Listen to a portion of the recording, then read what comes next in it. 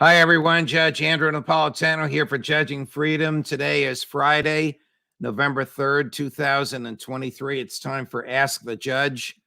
So send in your questions. We'll pick them at random, and I'll have a conversation with you. I'm just going to scroll through the questions that are there and pick one, and I'll read the question. Chris will actually put it up there. This is from Alexandra. Hi, Judge. Do you see commonalities between the Civil War and the Ukraine War, specifically from the standpoint of a war between the states and the right to leave the Union? Alexandra, I have often argued, and this is not the law, but I have argued that the states which voluntarily joined the Union have the right voluntarily to leave. I mean, the act of joining the Union was a simple enactment of legislation by a state legislature and signed by the governor, and they can unenact whatever they enacted, but that is not the law. Lincoln fought a deadly war and crushed the South, and we are still suffering from the remnants of that war.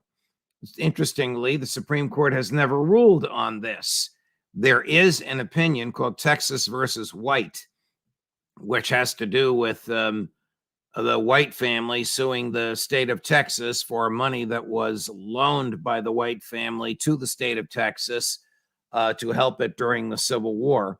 And by the time Texas had rejoined the Union, it was a different government, and the new government denied the debt and said to the whites, we don't owe you anything. And the Supreme Court sided with the new government and said, basically, if you were foolish enough to lend government to the Confederate states, those states don't exist anymore. They don't exist, so there's nobody you can sue to get the money back.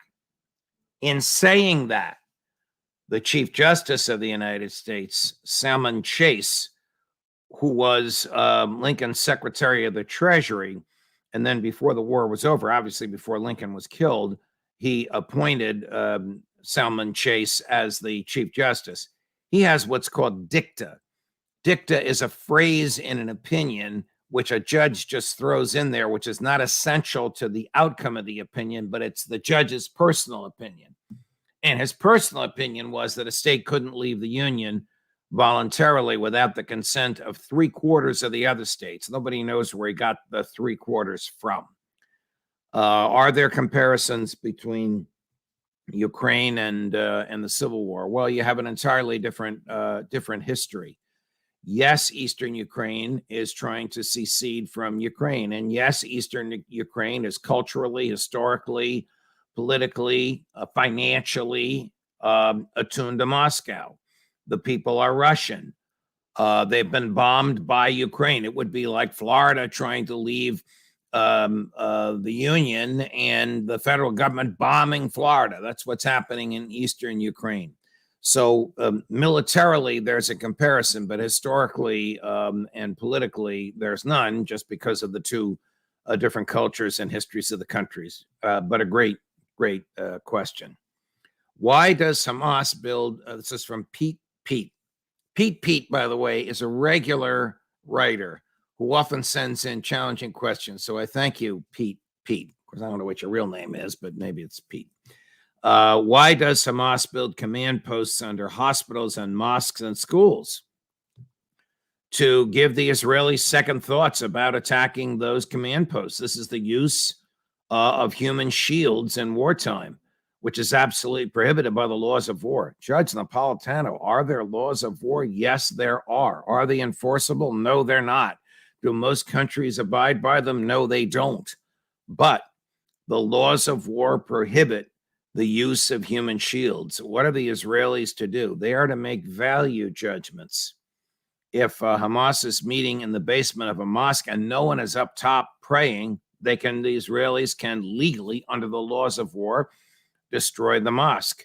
But if some Hamas people are hiding in the mosque amongst the legitimate religious folks there, it is against the laws of war to attack the Hamas, to attack the mosque. These are the most difficult questions to answer, not from me. I'm sitting here in my home in New Jersey answering these questions on the basis of my understanding of the law, and philosophy and human nature. These are the most difficult questions for commanders in the field to answer. Have the Israelis answered these questions fairly? I'll let you decide that. It is a very, very aggressive, war that the Israelis are waging. It is absolutely unlawful to engage in genocide. It is absolutely unlawful to target civilians. The Israelis know that. The Hamas people know that. Everybody knows that. But again, unless somebody's going to be prosecuted, like at the Nuremberg trials or the Tokyo trials, these issues are resolved by the victors. Vladimir Putin has been indicted by the International Criminal Court for war crimes. So is George W. Bush. The two of them cannot travel to Europe safely without fear of being arrested. Will they ever be tried? Probably not. Jacula Spectacular. Man, I don't know what your real name is, but you ask great questions. Hi, Judge. Can you share your thoughts on plea deals? Are they weaponized, disempowering defendants? Is it constitutional to relieve the government from the burden of proof? Thank you. I have always hated plea deals. As a judge, of course, I really had no choice. The system simply wouldn't work if you couldn't have plea deals. So a plea deal is typically where the government overcharges the defendant, which more than with a crime greater than the government can prove, and then says to the defendant and his lawyers, okay, we'll let you plead guilty to a lesser offense. And instead of being exposed to 10 years in jail, you'll be exposed to 3. A lot of defendants will grab that deal. So then they come before the judge, like me. I was a criminal court judge for many years. And you're right. The government doesn't have to prove the case. I say to the defendant, did you do this? Yes. Tell me what you did. I have to decide whether or not you are truly pleading guilty to a crime that you actually committed. And sometimes I would reject the plea because the defendant in the middle of the plea said, I didn't do any of this. I'm pleading guilty because they gave me a deal. I don't want to go to jail. And then I reject the plea. Most judges will not reject plea arrangements and will go forward with them. It's terribly unfair, but it's the only way the system could work. As long as I'm satisfied there's a factual basis that the defendant actually did some of this, or most of this, I should say, then I'll accept the guilty plea. But it's terribly unfair. It's the way prosecutions operate in state and federal courts today. The government loves it. Everybody in the system, judges, defense lawyers, prosecutors, cops, bailiffs, criminal defendants, everybody knows the government overcharges in order to get these plea deals. Even worse is when they get a plea deal for somebody to testify against somebody else. That is bribing a witness. If defense counsel did that, gave something of value to a witness in order to tailor the testimony, defense counsel would be indicted. But when the government prosecutors give something of value to a witness, you plead guilty to conspiracy with Trump, but you got to testify against him. That's the same thing. That's witness tampering, but the government gets away with it. Great question. Spectacular. Okay. Jumpin' Jacks. I wonder if I know who this is. A lot of topics you cover are deeply dividing to many. They are. Thank you for sharing both sides of any issue. Often I see negative posts on chat. How do you feel about these opinions?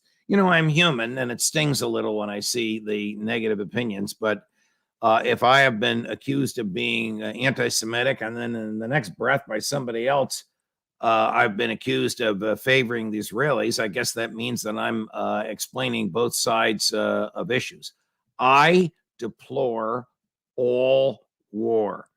I subscribe to the NAP. It's easy for you to remember it. It's the first syllable of my last name. NAP, non-aggression principle. I believe that all instigated aggression is immoral and ought to be illegal. But of course, that's not the law.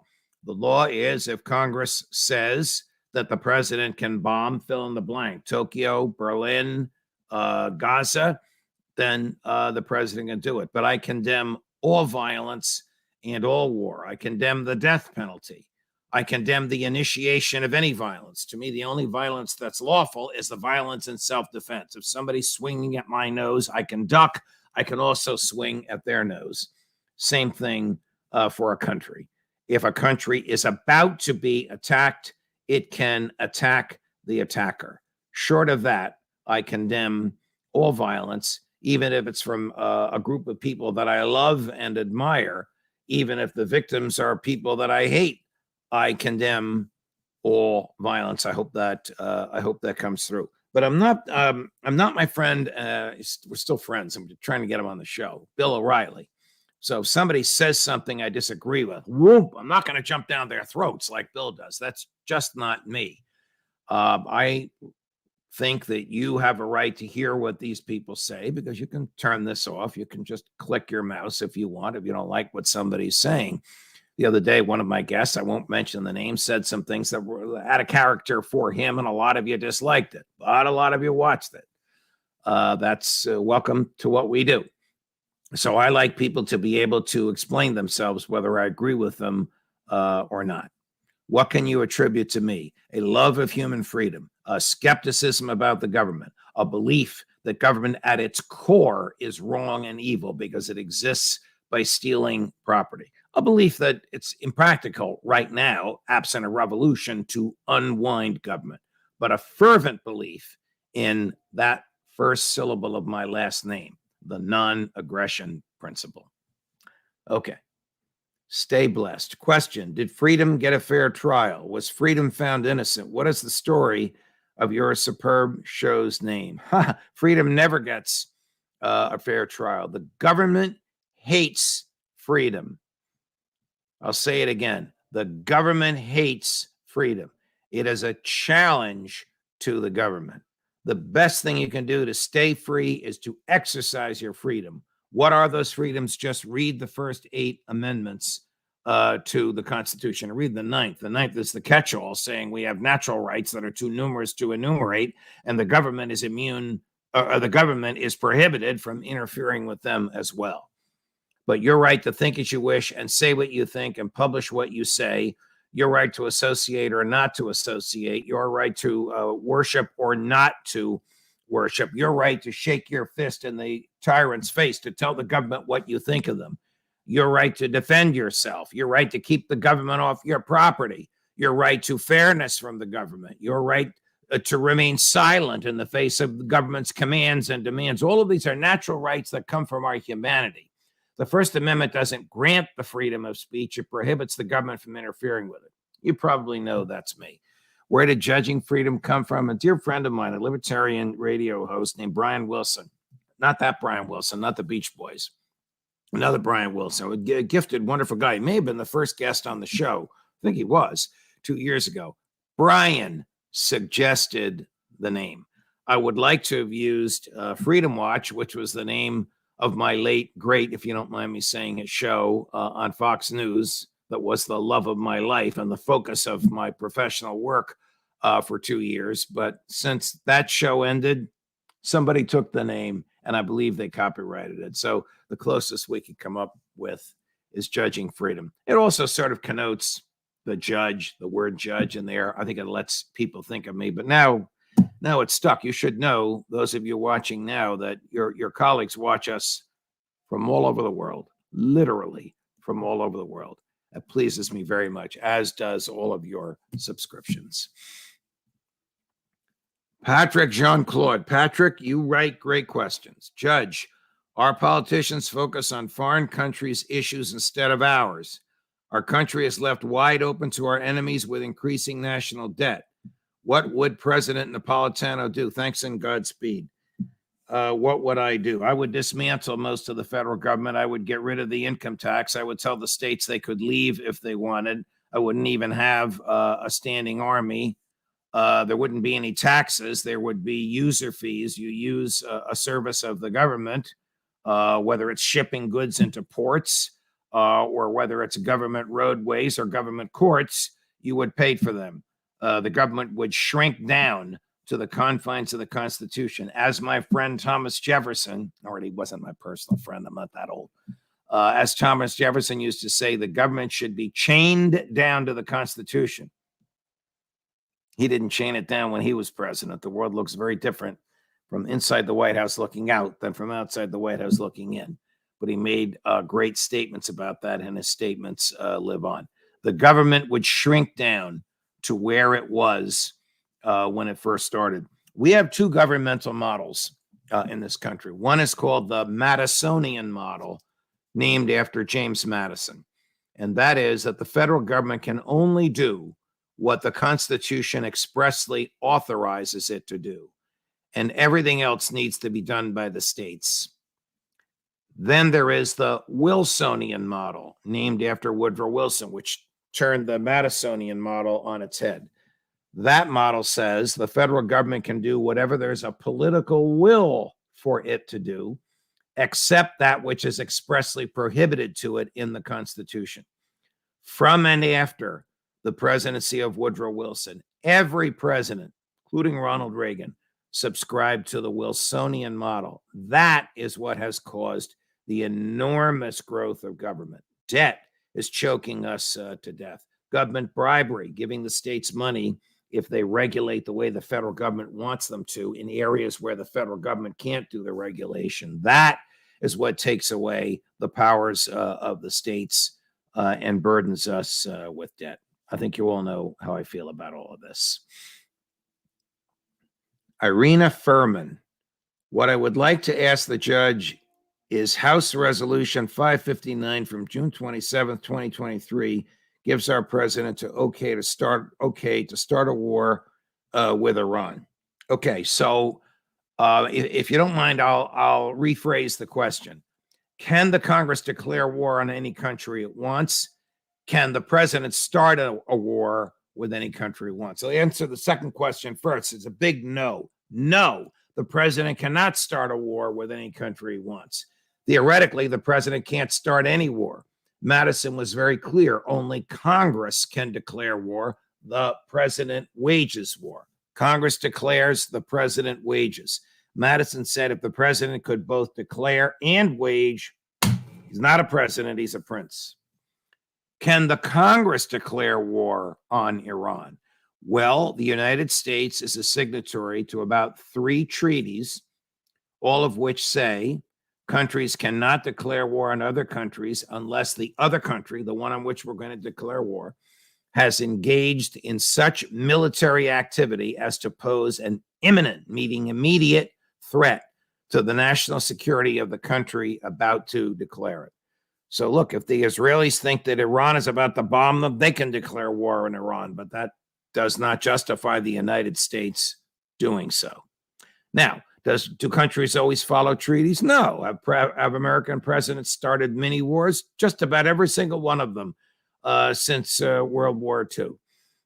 Congress did enact the War Powers Resolution. You've heard me talk about this. This allows a president to fight a mini war for 90 days anywhere in the world, and then he's got to come to Congress and get congressional permission. If they don't give him permission, he's got another 90 days to bring the troops home. It's absolutely unconstitutional, but the courts have never ruled on it because it's never been challenged in the courts.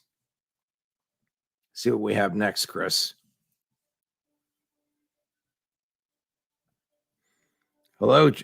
Oh, man. Tim Meir. Now, Tim, you donated $4.99. Thank you. Hello, Judge. Is there a link between the Evian Conference in 1938 and its consequences afterwards and the unlimited support by the U.S. to Israel? I don't know what the Evian Conference in 1938 is.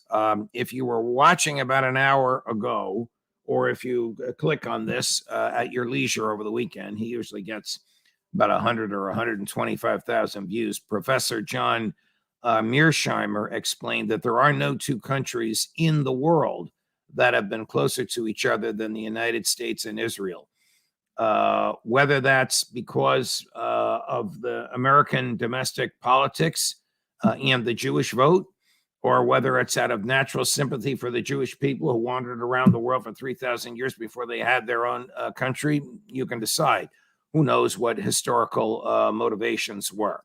But the U.S. does not have a treaty with Israel. We don't even have an extradition treaty with Israel, meaning if somebody robs a bank in New York and goes to Jerusalem, we cannot go into an Israeli court and get an order to compel them to send that person back to New York for trial.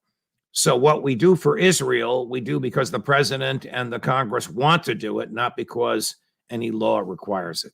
I love these segments. I hope you enjoyed it. Time is up. We have a great week for you next week with all of our regular guests. You've been fabulous with watching. You may not know this, but we get close to 2 million views a week.